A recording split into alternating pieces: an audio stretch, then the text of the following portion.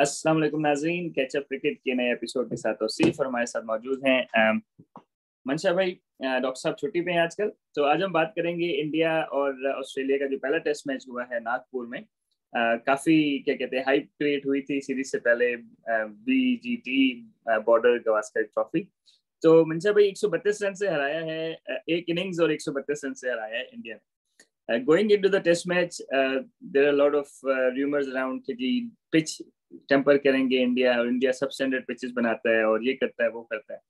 अब आपसे मेरा सवाल ये है कि टॉस भी ऑस्ट्रेलिया ने जीता, विकेट भी दोनों टीमों के पास सेम थी, तो फिर ऑस्ट्रेलिया जो है वो मतलब बहुत नर्वस नजर आ रहे थे बैट्समैन, क्या वजह हो सकती? वजह ये जो हाइप क्रिएट हुई भी थी कि पिच ये कर देगी वो कर देगी, वो बहुत मेंटली अंडर प्रेशर नजर आए। ऊपर से दो फास्ट बॉलर से ही आउट हो गए और फिर वो बिल्कुल उस तरह खेल नहीं पाए जो उनका था। और टोटली आप देख लें कि पूरी इनिंग जो थी उनकी, कहीं भी मुझे ऐसे नहीं लगा। यहाँ अक्षर पटेल भी 30 बॉलों पे 36 बॉलों पे 6 रन है, वो पहले विकेट बचा रहा है, सेट हो रहा है, फिर खेल रहा है। उधर तो कुछ मुझे ऐसी सिचुएशन नहीं लगी उनके लोअर मिडिल ऑर्डर। अच्छा, अब चले पहले सवाल मैं आपसे कर रहा, आपके ख्याल में सिलेक्शन सही थी? देखिए ऑस्ट्रेलिया की तो ट्रेविस हेड जो है अटैकिंग बैट्समैन है, स्पिनर फास्ट बॉलर दोनों पे, लेकिन वो खुल के खेलते हैं ना। और आई थिंक कि वो आपको ना पॉजिटिव क्रिकेटर्स चाहिए, तो उनकी जगह मैट रिंचो या फिर आप हैंड्सकॉम्ब कह दें, उन दोनों में से एक को उनकी जगह खिलाया। तो एक तो ट्रेविस हेड थोड़ी सी बॉलिंग भी कर लेते हैं ऑफ स्पिन ना, तो आई गेस कि क्योंकि वो दो ऑफ स्पिनर ऑलरेडी खिलाया था शायद इसलिए उनको बैठाया। तो मैट रिंचो ने पहले रन किए हुए इंडिया में 4-5 साल पहले जब भी वो आए थे, लेकिन आई थिंक कि ट्रेविस हेड के बगैर ये टीम जाना थोड़ा सा जाती थी। एक तो ये वहां पे उन्होंने एरर किया, दूसरा उन्होंने एक एक्स्ट्रा बैट्समैन खिलाया हैंड्सकॉम्ब। तो मेरा ख्याल है कि एस्टन एगर को खिलाना चाहिए था, ताकि वो फिर उनके बाकी बॉलर्स फ्रेश रहते हैं ना। और फिर जितने बॉलर फ्रेश रहते हैं ना, तो वो फिर जरा ज्यादा उनमें बाइट थोड़ी सी बॉलिंग में ज्यादा होती है फास्ट बॉलर स्पिनर्स में। तो I think they played with one less bowler मेरे हिसाब से, और मैट रेनशॉ की जगह हेड को खिलाना चाहिए। बिल्कुल, क्योंकि मैं तो हैंड का जब वो ट्रेविस हेड आए और उसके बाद अभी भी जो फॉर्म में, तो मैं तो मुझे लगता है जैसे मिस्टर क्रिकेट थे माइक हसी, वो पोजीशन ले सकते हैं। यकीनन वो बहुत बिग बूट्स हैं वो फिल इन करने के लिए, लेकिन स्टिल आई थिंक कि वो अगर खिलाते रहे इनको तो बहुत वो पे करेंगे अच्छा ऑस्ट्रेलिया। मनसूर भाई, आपसे सवाल ये है मेरा कि देखिए ऑस्ट्रेलिया की 20 विकेट गिरे ना इस मैच में, सही है, आधे से ज्यादा अनफोर्स एरर्स थे, उसकी हम बाद में बात करेंगे। लेकिन 20 में से 16 जो है वो अनअसिस्टेड डिसमिसल्स थे। तो टेस्ट क्रिकेट में इस लेवल पे आके, एक तो ऑस्ट्रेलिया में 2 दफा आउट हो गई ऑस्ट्रेलिया 95 ओवर्स में, ठीक है, they played 95 overs all together, ठीक है। तो आप समझ लें कि unusual for a test team. Secondly ये कि 16 अनअसिस्टेड विकेट्स हुए ऑस्ट्रेलिया के। तो आप इसको किस तरह देखते हैं, ये विकेट था या उनका माइंडसेट ऐसा था या शॉर्ट सिलेक्शन थी या गुड बिल्कुल, बॉलिंग फ्रॉम इंडिया? एक तो ये है कि पहले विकेट देख ले, लो बाउंस था और राउंड द विकेट भी किया और बॉल अंदर ही स्पिन खत्म हो रहा था, ऑफ स्पिनर का भी दूसरा भी, तो एलबी बोल्ड ये चांसेस पहले ज्यादा आ जाते। उसके बाद अगर कुछ एज लग भी रही है तो विकेट में इतनी जान नहीं थी कि वो स्लिप तक कैरी कर रहा था। कुछ बिल्कुल ही आउट एंड आउट, जिस तरह ख्वाजा ने ड्राइव मारा दूसरी इनिंग में, फुल फुल ब्लोन ड्राइव था जो स्लिप में कैच हुआ, या एक जो बॉल जो बहुत ज्यादा बाउंस कर गई अनएक्सपेक्टेडली वो स्लिप में गई। तो एक तो ये रीजन है जो जो आप कहते हैं कि असिस्ट नहीं हुए, ज्यादा अनअसिस्टेड आउट थे, मुझे तो ये रीजन लग रही। और दूसरा वैसे आपका क्या ख्याल है, आप क्या समझते हैं? हाँ नहीं, I think it's probably poor strategy by Australia.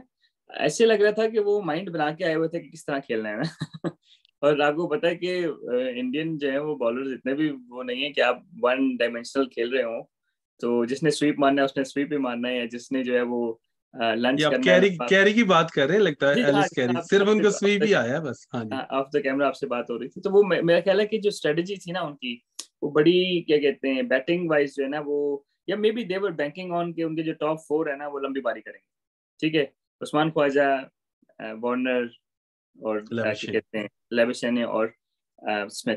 तो इतफाक से उनसे उतने रन नहीं मिल सके, हालांकि पहली इनिंग में पार्टनरशिप हुई स्मिथ और क्या कहते हैं मार्नस की। लेकिन आई गेस कि जो वन डायमेंशनल लग रही थी उनकी क्रिकेट ना, दैट्स प्रीटी, मे बी वो लोग थोड़े नर्वस थे, विकेट के बारे में बात कर रहे हैं, प्रिपरेशन के बारे में बात कर रहे हैं। मतलब उनके जितने बयानात थे ना टेस्ट सीरीज से पहले, वो थोड़े से नर्वस लग रहे थे और दैट बिल्कुल शोड सही। On the park as well.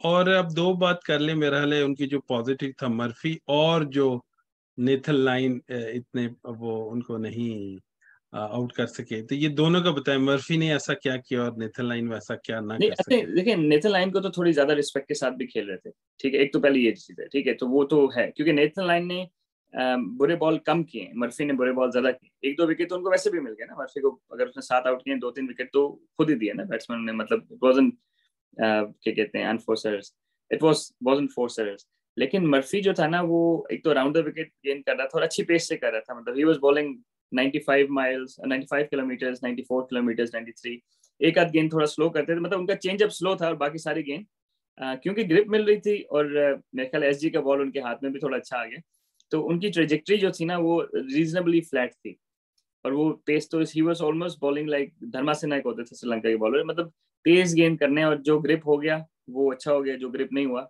वो दूसरी तरफ निकल गया।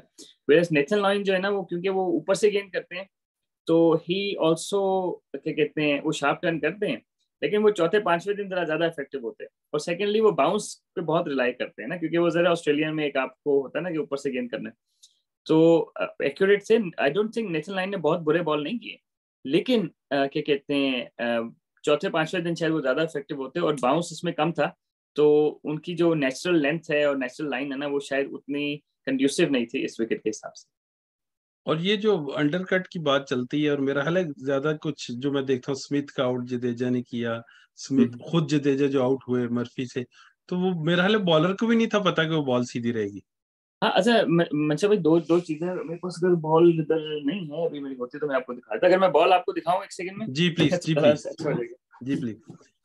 क्योंकि मेन तो हम ये आपसे यही पूछना चाहते हैं कि वो अंडरकट में क्या करते हैं, और वो जो स्लाइटली सीम को वो करते हैं। हाँ जी, जरा अच्छा बताएं। उसमें ये है कि एक तो हैंड स्टिच बॉल यूज होता है इंडिया में ना, तो एसजी का बॉल है, तो सीम और जो पेट के दरमियान गैप थोड़ा सा ज्यादा, सीम थोड़ी सी प्रोमिनेंट होती है ना एसजी वाले बॉल की। बॉल ऊपर करेंगे थोड़ा सा। ये तो है हाँ कोकाबोरा का जी, बॉल जो टेस्ट क्रिकेट जी, में यूज होता है, सही है, लेकिन जो जी। सीम है उसकी एसजी वालों की थोड़ी सी ऊंची होती है, तो ये गैप है ना ये दरमियान में ये वाली जो जगह है थोड़ा सा ज्यादा होता है, ठीक है, तो अब करते क्या है कि एक तो होता है अंडर कट ना, यानी कि बॉलर ने यूं गेंद कर दिया ना, स्पिन बॉलर ने, तो ये पेट लगा, यानी कि अगर मैं यूं दिखाऊं तो यूं गेंद कर दिया ना, सामने से आपने देखा होगा करते हैं बॉल, ठीक है। अब मसला ये होता है कि अंडर कट जो करते हैं तो उसकी ट्रेजेक्ट्री डिफरेंट होती है, तो पहले गोरों को नहीं पता होता था, लेकिन अब वो समझ जाते हैं ना कि गेंद अंडर कट हो रहा है, ठीक है। ये 80s 70s में हमारे बॉलर जो थे ना, बिशन सिंह बेदी वगैरह, ये लोग फंसा लेते थे ना, इकबाल कासिम हो गए, लेकिन अब जो है ना वो गोरे भी समझ जाते हैं अंडर कट है।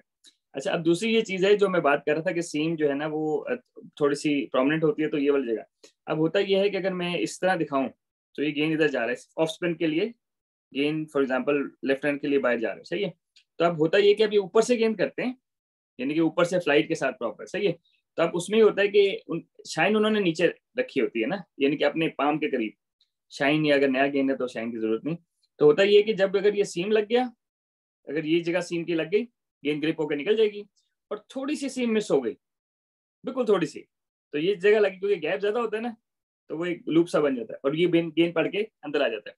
अब टू बी ऑनेस्ट इस चीज की प्रैक्टिस की जा सकती है, लेकिन इसमें ये होता है कि जहाँ पे सीम लग गया, क्योंकि देखिए एज अ बैट्समैन जो है ना आपको कोई विजुअली फर्क नजर नहीं आ रहा होता, क्योंकि अंडर कट में तो नजर आ रहा होता है ना, इसमें ट्रेजेक्ट्री सेम होती है जो स्पिन की होती है, फ्लाइट भी सेम होती है, और जहाँ पड़ता है ना तो कोई गेंद पड़ के सीधा आ जाता है और कोई गेंद पड़ के ग्रिप हो जाता है, तो अब वो जरा कि इंडियन स्पिनर्स हैं, हमारे सब कॉन्टिनेंट के स्पिनर्स इस चीज के माहिर हैं, बल्कि रिंगाना हरात जो थे वो इसके एक्सपर्ट थे, तो अब उसमें ये हो जाता है कि आपने जो जहाँ पे बॉल का बाउंस पड़ा है आपने उसके करीब जाके खेलना है, यानी कि अगर आपने नॉर्मल ड्राइव भी मार रहे हैं ना, तो ड्राइव भी आप 12 इंच के डिस्टेंस के बाद बैट को छोड़ देते हैं, मतलब 12 इंच लाइक 1 फुट, राइट, तो इसमें ही होता है कि अगर ग्रिप कर गया तो आउटसाइड एज बीट हो सकता है, और ग्रिप ना किया तो इनसाइड एज बीट हो सकता है, इसमें आपने बल्ले को बिल्कुल, यानी कि आपने बैट एंड पैड नहीं खेलना, आपने बैट को पैड से काफी आगे रखना है, तो काफी प्लेयर हैं जिन्होंने, जिसना एक एंडी फ्लावर थे तो वो बड़ा अच्छा खेलते थे, वो स्वीप रिवर्स स्वीप भी मार देते थे जहां पे उनको नहीं समझ आ रही होती थी ना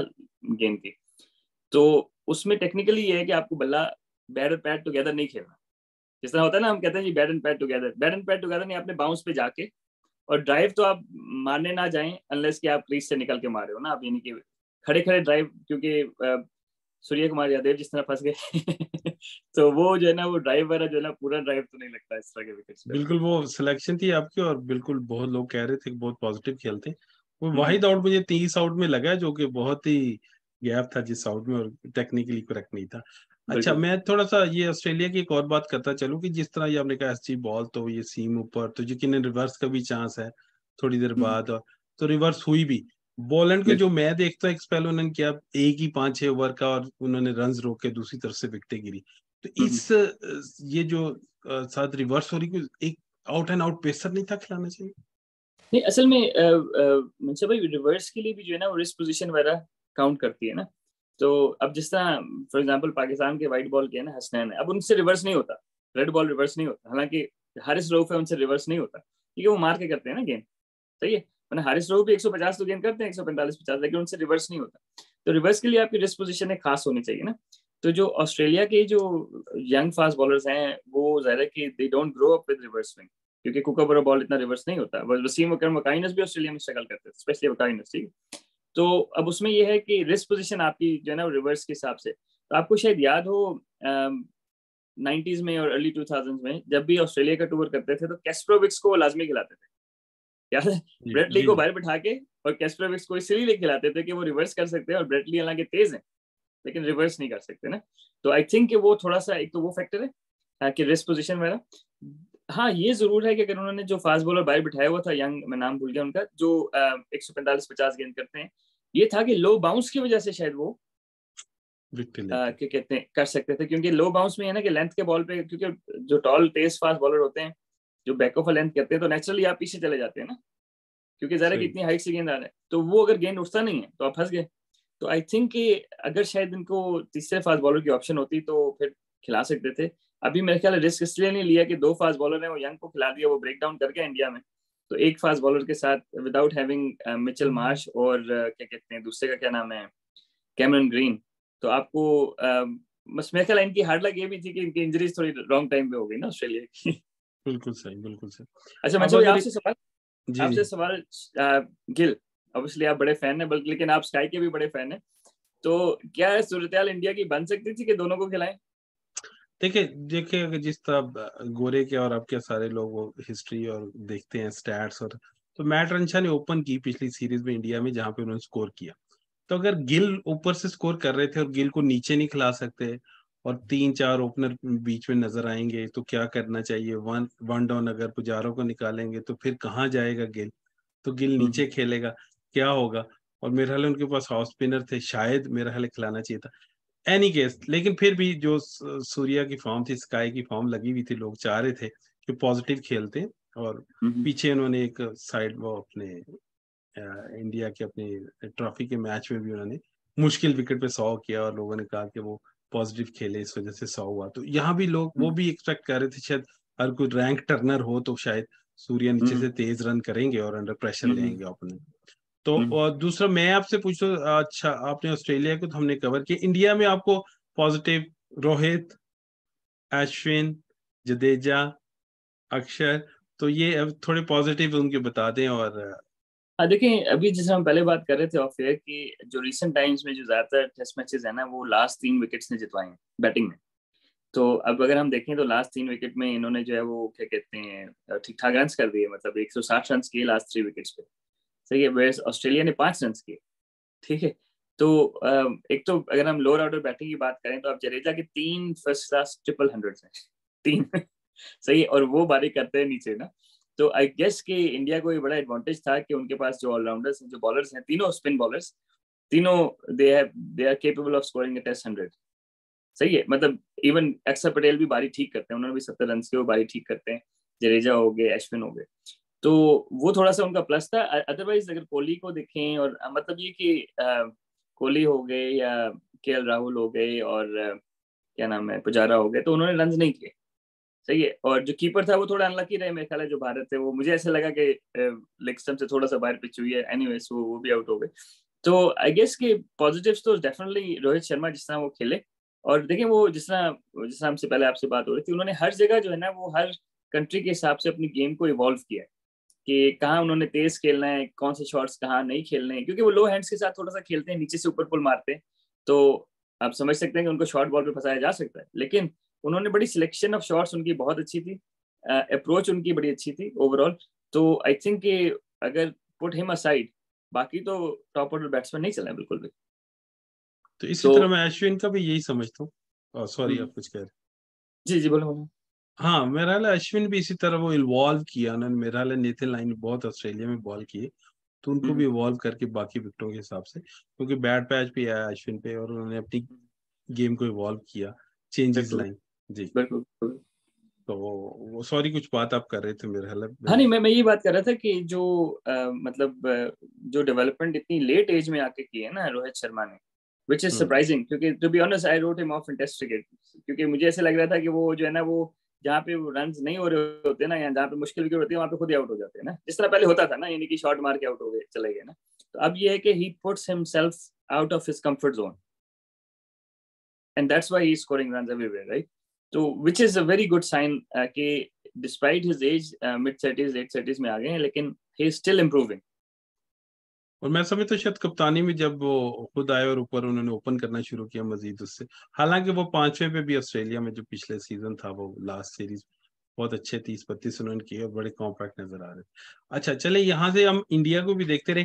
थोड़ी सी मुझे जरा ये बता दें एक कि भारत को पहले ही ओवर में जैसे ही वो थर्ड अंपायर के पास जाना था, तो रोहित भागते हुए सीधे भारत के पास आए और उनसे पूछा कि अंदर लगा बाहर लगा। तो शायद कॉन्फिडेंस भी मिलता है, लेकिन अंडर प्रेशर होते हैं। तो हम्म एक तो भारत का थोड़ा सा बता दें और थोड़ा ये स्लिप का मुझे बता दें, कोहली से भी कैच छूटा और स्मिथ से भी। ये फर्स्ट हम्म। स्लीपर को क्या करना चाहिए, कैसे खड़े होना चाहिए? अच्छा, ये तो खैर बड़ा वो, क्योंकि हर जगह डिफरेंट है ना, क्योंकि ऑस्ट्रेलिया में आपको गेंद it can get big on you, right? अगर कोई बैट्समैन जोर से कट मारता है ना, तो उसके लिए इट कैन फ्लाई, राइट? सो आपको डिफरेंट चाहिए, लेकिन एक बड़ी बेसिक है कि जब आप स्लिप में खड़े हो ना, तो आपका जो जो वेट है ना, वो आपके जो दोनों पाँवों के अंगूठे होते हैं ना, इनके वेट आपका फॉरवर्ड होना चाहिए। जब वेट फॉरवर्ड होता है ना, तो आप जंप कर सकते हैं पीछे, सही है। लेकिन अगर वेट पीछे हो ना, तो आप आगे नहीं जा सकते। तो बाज का ये होता है कि हमारे जो स्लिप फील्डर्स हैं, उनका वेट न्यूट्रल होता है या पीछे होता है नेचुरली, सही है। तो उसमें एक दो स्ट्रेटेजी होती है कि जो आपका सर है ना, वो वेट को कंट्रोल करता है। तो अगर आप देखेंगे जो अच्छे स्लिप फील्डर्स थे, मार्को हो गए, शेन वॉन वगैरह हो गए, तो उनका जो सर था ना, हमेशा घुटनों से आगे होता था जब वो खड़े थे ना, ये घुटनों की लाइन में होता था, विच मीन्स के उनका वेट आगे है। अब गेंद तेज आ गया तो वो पीछे जा सकते हैं, लेकिन पीछे से आगे जाना थोड़ा सा बार मुश्किल हो जाता है और ना। नीचे से ऊपर उठने का भी है कि आप पहले अपराइट हो या पहले? अच्छा, उसमें उसमें जो लो बाउंस वाले विकेट में होता है कि जब आप उठते हैं ना, तो अपने हाथ आप नीचे रखते हैं, यानी कि अपने शोल्डर्स को आगे रखते हैं। आप उठ रहे भी रहे ना, तो शोल्डर्स को आगे रखते हैं, सही है। ये कीपर्स के लिए भी है ना, हम ये टेक्निक यूज करते हैं कि कीपर्स को कहते हैं ना, जब वो क्राउच करके उठते हैं ना, यानी कि आप अपना बम उठाते हैं ऊपर, तो हाथ उनके वेट आगे ही हो ना। तो जब आप उठते भी हैं तो वेट आपका आगे होना चाहिए ना। तो जो हम पहले बात कर रहे थे, अगर वेट आपका उठने साथ हील्स पे चला गया, यानी कि आप उठे ना जब, तो वेट आपका आगे होना चाहिए। तो सर आगे होगा तो वेट आगे होगा। तो वो बात करती होता है, जब आप उठते हैं तो वेट पीछे चला जाता है, राइट। तो उसमें जो है ना, वो फिर आगे वाला गेंद जी जी। नहीं उठाई जाती। थोड़ा सवाल मैंने मिक्स कर दिया। भारत का बता दें, मुझे तो एक दो स्टंपिंग के थोड़ा लगा एरर, बाकी कॉम्पैक्ट नजर आए। आपका क्या ख्याल? हाँ, मेरा ख्याल है कि इस विकेट पे इंडियन बॉलर्स को कीप करना बहुत मुश्किल था, क्योंकि आपको पता है कि जिस तरह सिराज कभी इनटू द डेक करते हैं, कभी अलोंग द डेक करते हैं, शामी का भी स्विंग स्विंग देखा ना, वो कंट्रोल नहीं हो रहा था उनसे भी। तो फास्ट बॉलर्स मुश्किल है, फिर स्पिनर्स ज्यादा मुश्किल इसलिए हैं कि वही जो हम बात कर रहे थे कि एक तो 90 किलोमीटर पे गेंद कर रहे हैं, और दूसरा वो कोई गेंद सीम मिस हो रहा है, कोई गेंद सीम लग रहा है। तो उससे ये था कि आपको जो है ना वो काफी, तो for low bounce wicket I think he did okay. शुरू में नर्वस नजर आ रहे थे, उसने शुरू में फास्ट बॉलर्स के एक दो गेंद मिस हुए सीधे सीधे, लेकिन I think he is done okay. मतलब जी, उसको मेरा ख्याल है कि कोई भी अच्छा कीपर होता ना, तो उनसे से थोड़ा बेहतर कर लेता, लेकिन ज्यादा बेहतर ना कर। बिल्कुल। वो मैं और मेरा ख्याल है picture of the test match भी है, वो जो पहले स्टंप के बाद उन्होंने इतना ऊंचा जंप किया और अभी वो लेविशन विकेट भी थे और उन्होंने ऐसे सेलिब्रेट किया। वो पिक्चर भी बहुत जगह शेयर हो रही। और थोड़ा सा मेरा ख्याल है हम सारे पॉइंट्स को कवर कर चुके हैं। कवर कर, बिल्कुल और बिल्कुल। एक आखिरी मैं आपसे पूछना चाहता हूँ कि जडेजा भी 20% मैच भी उन्होंने कुछ कुछ सब्सटेंस लगा रहे थे जी उंगली जी। पे।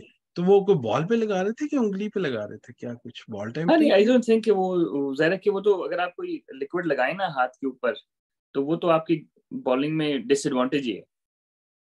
देखिए अगर आप उंगली के ऊपर लगा रहे हैं ना कोई जो आपको डिसएडवांटेज है, तो आई गेस कि उसको जो है ना वो होता ही है कि सीम जो है ना वो क्योंकि हैंड स्टिच सीम है और थोड़ी प्रोमिनेंट सीम है, तो हमारे जो पाकिस्तान इंडिया के हैंड स्टिच बॉल्स है ना वो उंगली को थोड़ा सा डैमेज भी करते हैं, तो बाद का उसको स्मूथ करने के लिए उन्होंने लगाया। बस ये भी अंपायर को बताना चाहिए था, उन्होंने नहीं बताया जिसकी वजह से फाइन हुआ। अच्छा मंशा भाई, जाने से पहले आखिरी सवाल आपसे है, डीआरएस आप कितने कॉन्फिडेंट हैं डीआरएस के ऊपर? पहले इनिंग में उस्मान ख्वाजा गेंद लेग स्टंप की लाइन में पिच हुए और अंदर आए थोड़ा सा, ठीक है, और फिर भी स्टंप को लग रहा था, और भारत का जो था वो off spin ball, I thought कि वो आधा बॉल स्टंप से लेग स्टंप से बाहर, लेकिन कहीं से लग नहीं रहा था नेकेड आई को कि आउट होगा, और दोनों आउट हुए। तो आप क्या कहते हैं? इवन मुझे हाइट का भी कई डिस्कशन में इशू लगा, रैंशा को भी ऊपर लगा और मुझे लग रहा था ऊपर से मिस कर जाएगा, तो वो बिल्कुल बिल्कुल। मिस भी नहीं कर रहा था, बल्कि एम्पायर कॉल भी नहीं थी, विकेटों में लग रहा था। तो हम्म। यकीनन थोड़ा सा डीआरएस, और मेरा ख्याल है ये टेक्नोलॉजी जो भी उन्होंने सॉफ्टवेयर है, जो भी उन्होंने उसको जैसे भी उसके अंदर उन्होंने इनपुट दी हुई है, और वो मेरे ख्याल है विकेट टू विकेट वेरी करती है, जो भी I am not sure about it कि क्या है, लेकिन मेरे ख्याल है शायद ऑस्ट्रेलियन भी उससे मुत्तफिक है, वरना वो इतनी देर खामोश ना रहते, क्योंकि दोनों टीमों के लिए सेम था वो सॉफ्टवेयर। जी बिल्कुल बिल्कुल। एक और चीज है मुझे डीआरएस में मंशा भाई जो नजर आती है कि जो ट्रेजेक्टरी डीआरएस देता है ना, अगर बॉल जितना पैड के करीब लगाओ, तो मुझे याद है कि क्या कहते हैं शकीबुल हसन का एक आउट हुआ था ना इस तरह। अब वो लेग स्पिन बॉल है, पढ़ के यानी कि हमें तो पता ना कि लेग स्पिन हो रही है, सही है, लेकिन क्योंकि पैड और बैट का डिस जहाँ पे बॉल पड़ा है और जहाँ पे पैड था बहुत कम था ना, तो उसने फिर जहाँ पे लगा है ना, मतलब जिस डायरेक्शन में बॉल आ रही थी उसी डायरेक्शन में भेज दिया, लाइक अ मीडियम पेसर ना, हालांकि वो लेग स्पिन बॉल थी और उसने दिखाया कि उस डायरेक्शन में जा रहा है। तो आई गेस की टेक्नोलॉजी की थोड़ी सी तो वो है, नेकेड आई से जो है वो आप शायद क्या कहते हैं। बिल्कुल, क्योंकि ये शेन वॉन भी बहुत इससे मुस्तफीद हुए इससे डीआरएस, और क्योंकि उनका भी जेन था कि उनके हाथ से जो फ्लिपर निकलता है वो पैड के पास लगता है, और हम्म लोग लेग ब्रेक में उसको बीच में विकेट के पैड करते हैं, बेशक टांग लंबी हम्म। हो वो जा सीधा ही रहा होता है। तो बिल्कुल यकीनन ये इश्यूज तो रहेंगे, और फिर बिल्कुल भी टेक्नोलॉजी से कम एक दूसरे पे उंगलियां उठाने से तो बेहतर है कि वो यही बिल्कुल मान बिल्कुल। जाते हैं टेक्नोलॉजी। अच्छा वंशा भाई, बस इसको वाइंड अप करते हैं। तो एक तो जी, India outplayed Australia in all disciplines, bowling हो, बैटिंग हो, ओवरऑल स्ट्रेटजी हो, कैप्टनसी भी जो है वो उसमें काफी इम्पैक्ट करती है। तो आपको लगता है कि Australia has a chance to make a comeback next test match? अभी तो वो बिल्कुल ही फ्लैट नजर आए हैं इस मैच में, हम्म लेकिन शायद मिचेल स्टार्क के आने से, क्योंकि मेरा ख्याल वो तो अभी भी इंजर्ड रहेंगे, ग्रीन और हम्म हेजलवुड, वो दूसरा भी शायद टेस्ट ना खेल सके, हम्म। और मेरा ख्याल एक दो सिलेक्शन चेंज करके और स्टार्क के आने से, और जो बिग बड़े नाम है उनको खड़ा होना पड़ेगा। चलें चलें नाजरीन, इंशाल्लाह नेक्स्ट टेस्ट मैच का हम प्रीव्यू करेंगे। तो इस ऑब्वियसली प्रोग्राम को ख़त्म करते हैं, हमें इजाज़त दीजिए, और कमेंट्स में ज़रूर बताइएगा कि आपकी क्या थॉट्स हैं इस टेस्ट मैच के बारे में, और कहाँ आप हमसे एग्री और डिसएग्री करते हैं। अपना ख्याल रखिएगा, हमें इजाज़त दें, अस्सलाम वालेकुम।